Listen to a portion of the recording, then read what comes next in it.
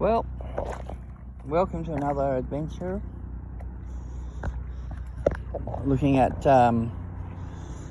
cemetery, the graveyards, monuments.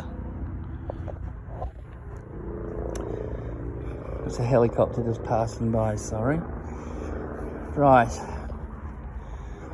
A lot of work and a lot of lost architecture. Monumental masons made a lot of this sort of thing. I'll start around here. There's some very old tombs here, and I'll try to be respectful for people who may be living. I'll try not to film them. Here we go. This one's for Vernon Crisp and Frederick Henry Crisp. It's quite a big, as you can see, tomb. Lots of nice ironwork goes into these. Okay.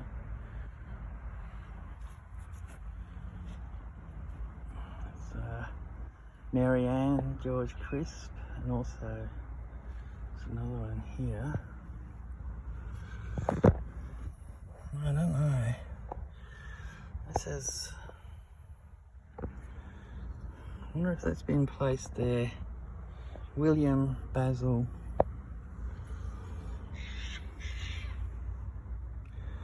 Aliso. Hilda Aliso. It's interesting. I wonder what it's doing there. Maybe it's been picked up off the ground somewhere. Yes, the stonework is incredible. The work must have cost a fortune. These must have been a very well-to-do family, because there's the Crisps here too. Alfred Crisp, Thomas Green, Maria Green, and Susanna Maria Crisp. Wow. Again, we got nice ironwork. Very nice. Ada Maria and Alfred and Susanna Crisp died 1912.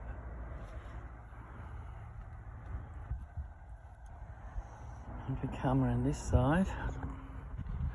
Royal Australian Navy, son-in-law of Arthur Travers and Helen Crisp. Wow. There's another veteran there for Anzac Day in Australia.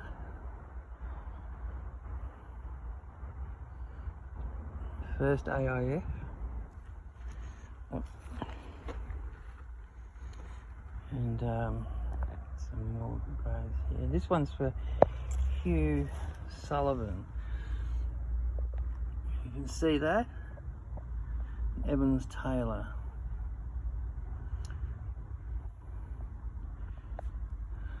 And this one's the 2nd 18th Battalion. Died in 1981. So excuse the relatives, but he's done his service for this country. Lydia Taylor, I'm not treading on anybody, and Eloise Lydia Taylor and Evans John Taylor. And oh, lovely. So there's a nice spire. There's a traditional type of tomb. It's sandstone starting to give away on this one. There's very well, a lot of names on here. Eggleston, Henry Eggleston, and Hugh Sunderland Barrett, members of the House of Assembly, 1896 he died.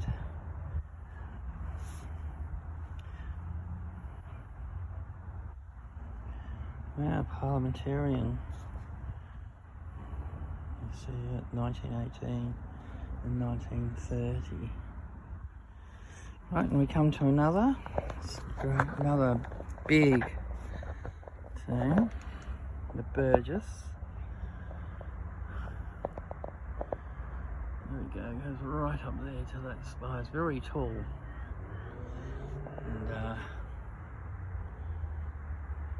the sun doesn't come out too much. You see that? William Henry and Sarah Henry Burgess, 1878. And there's Vernon Burgess and Sarah Helen Burgess and Henry. There's a lot of Burgess in here. They say their caskets to be underneath, I guess. Let's see, make out those names.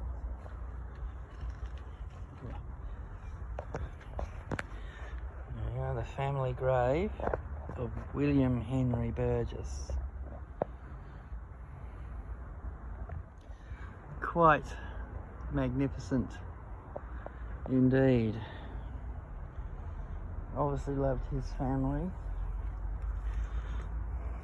I'm just going to walk down between here. Let me know if you hear anything or see anything. I'm not particularly going for great, spirits or anything, but if you happen to hear anything, timestamp and mark in the comments below. Frederick Nathaniel Brownell and his wife Dora Winifred Brownell. Kathleen Ann Preston Burnett, she died in 2002. Again, it's quite ornate, look. Really nice ironwork. They used to use iron, the legend is to keep evil spirits out and to keep their spirits in. Yes, but if you've heard anything like that, just leave a comment. There's another a crisp. Wow. The crisps and the Burgess are quite, I think that's a child. Lionel Jack. Not very old, 1891 to 1902, I think. Poor little thing. A nice little statue on top. Okay, moving along. I'm doing this section by section. I think it's only fair that we show as much as we can. Hilda Gertrude Campbell. Yeah. Again, even though this marble would have costed a lot of money, back in the day, for his families, a lot of money. Right, so just come squeeze through between these graves here. I don't want to tread on any, so I don't want anybody saying I'm treading on anybody. Well, this one's an old one. It's quite ornate actually. So the cross on the top there. Wow, 1870s. That's Sarah, wife of Jason Preston. 1877 she passed. Sad. It's always sad to lose someone, I think, anyway. Now coming along here, these Tasmanian graves, they've got a bit of history to them. A lot of them settled and built the state. Herne and Hiddleston.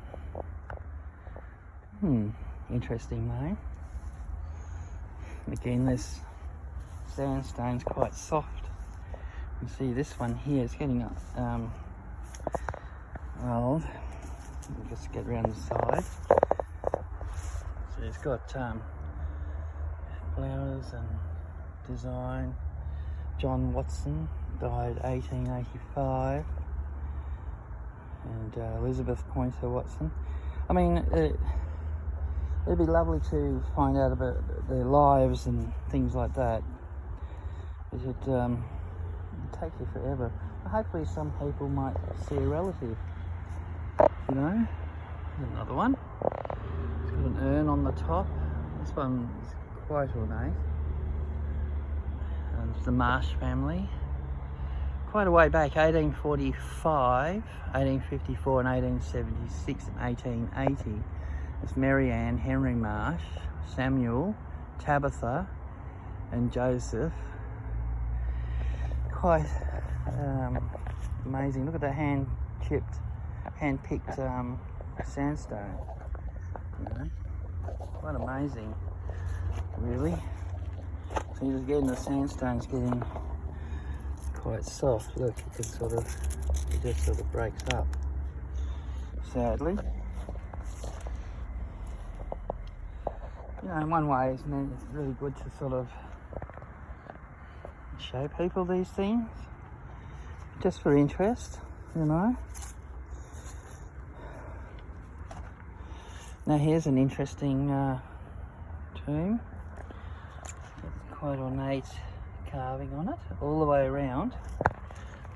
Very nice, and it's the Cuthberts, 1873, 70 years old. There's other Cuthberts buried here. There's Robert, two Roberts, and that's got a